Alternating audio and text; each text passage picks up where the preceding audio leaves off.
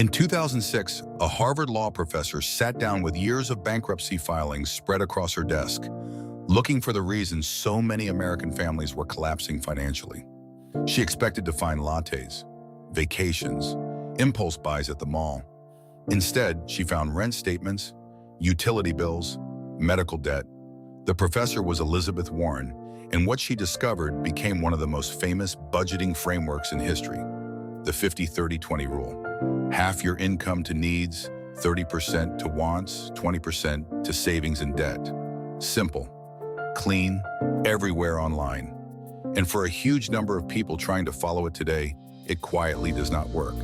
Not because they're bad at math, because the math itself has changed. Stick with me, because by the end of this video, you'll understand exactly why this rule is breaking for so many households, what the numbers actually show, and what to do instead, without blaming yourself for a formula that was never built for the world you're living in now. Let's start with where this rule actually came from, because it matters. Warren wasn't guessing. She and her daughter, Amelia Warren Tiagai, spent years studying bankruptcy data for a book called All You're Worth, The Ultimate Lifetime Money Plan. Picture stacks of case files, courtroom records, family budgets laid out on a table like evidence. The conclusion surprised even them. Families weren't going broke from small daily indulgences. They were going broke because fixed costs, mainly housing and healthcare, had quietly swallowed their paychecks. The 50-30-20 rule was Warren's answer, a guardrail to stop needs from creeping past half of your take-home pay. Picture a simple pie chart, 3 clean slices, meant to protect people from exactly the kind of squeeze she'd seen destroy families in courtrooms. Here's the part almost nobody repeats. This was never meant to be a law carved in stone. It was a planning tool. It doesn't track your spending for you, it doesn't adjust automatically. And it was built around one specific number, your after-tax income, not your salary. That distinction alone quietly wrecks a lot of budgets before they even start. Someone earning $75,000 a year might only take home $58,000 after taxes. Run the 50-30-20 math on the wrong number, and every single bucket inflates by almost 30%. You think you have more breathing room than you actually do, on paper, in a banking app, in a spreadsheet that looks fine until the rent withdrawal hits. Now let's talk about why this rule, built on real bankruptcy data, is failing so many people in a different way today. Picture a one-bedroom apartment, boxes still half unpacked, a laptop open on a folding table showing a lease renewal notice with a bigger number circled in red. When Warren wrote this rule, rent nationally sat around 30% of median income, exactly what the needs bucket was designed to absorb. Today, according to Moody's Analytics, incomes have climbed 77% since 1999. Rents have climbed at 129%. In many major metro areas, rent alone for a single one-bedroom apartment now eats 30 to 43% of median take-home pay, before groceries, before utilities, before insurance. Add those in, and the needs bucket that's supposed to stop at 50% is already sitting at 60 to 70% for a lot of renters, before a single credit card minimum payment even gets counted. According to Harvard's Joint Center for Housing Studies, median rents have risen roughly 30% in inflation-adjusted terms since 2005 alone.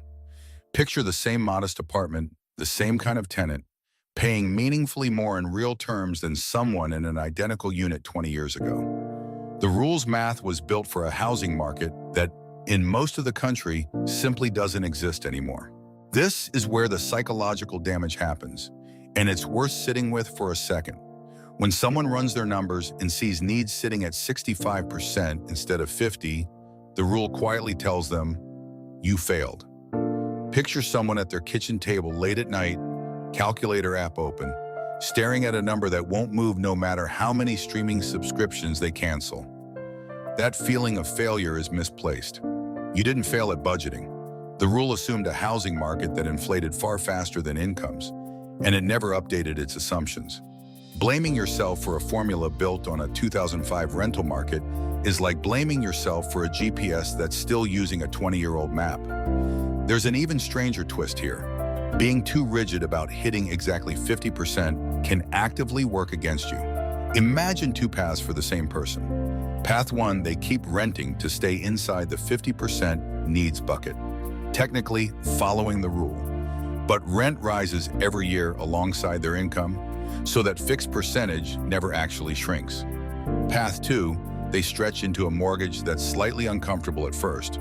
A fixed mortgage payment stays the same while their income keeps climbing, meaning that needs slice actually shrinks over time, and equity builds in the background like a second, quieter savings account. Picture a moving truck outside a small starter home, keys in hand, a mortgage statement with the same number month after month, while a rent notice next door keeps climbing. The safe, rule-following choice can, ironically, be the one that delays real wealth building. So does that mean the 50-30-20 rule is worthless? Not exactly, Pim, but it needs updating, and Warren's own original framework already hints at how. Both modern explainers flatten that 20% slice into one generic savings category, but Warren's actual book splits it.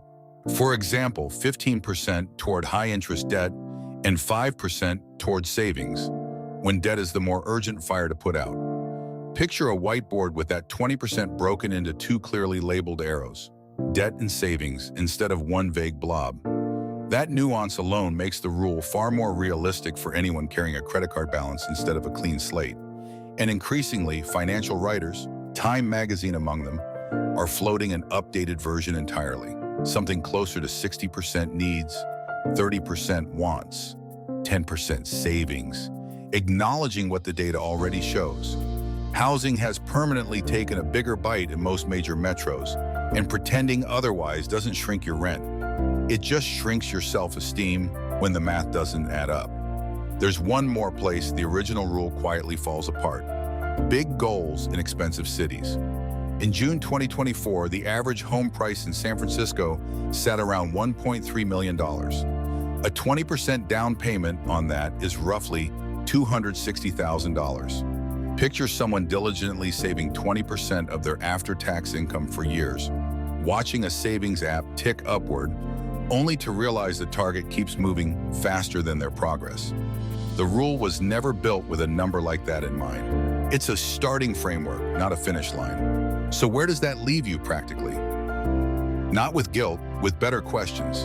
Instead of asking, am I hitting 50-30-20? Ask what your actual needs percentage is in your actual city on your actual after-tax income. And treat any gap above 50% as information, not a verdict on your character. If your needs bucket runs high because of rent, that's a market condition, not a moral failing.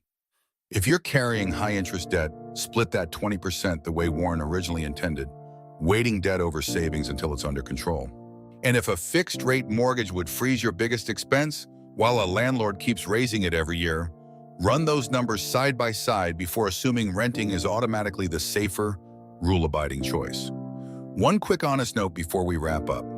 Everything in this video is general financial education, not personalized financial advice. Your city, your income, and your debt situation are specific to you, and it's worth running your own numbers or talking to a professional before making any big moves. Elizabeth Warren studied bankruptcies to build a rule meant to protect ordinary families from financial collapse. The tragic irony is that the very force she identified, housing costs quietly consuming people's paychecks, has grown so much faster than incomes that it's now breaking the rule itself. That's not your failure. That's 20 years of a rental and housing market outrunning a formula that was never updated to keep up. This is Money Myths, and this rule is far from the only one quietly working against you. Next time, we're tearing into another number everyone assumes is gospel, one that convinces perfectly responsible people they're behind when the truth is far stranger. Subscribe so you don't miss it, and I'll see you there.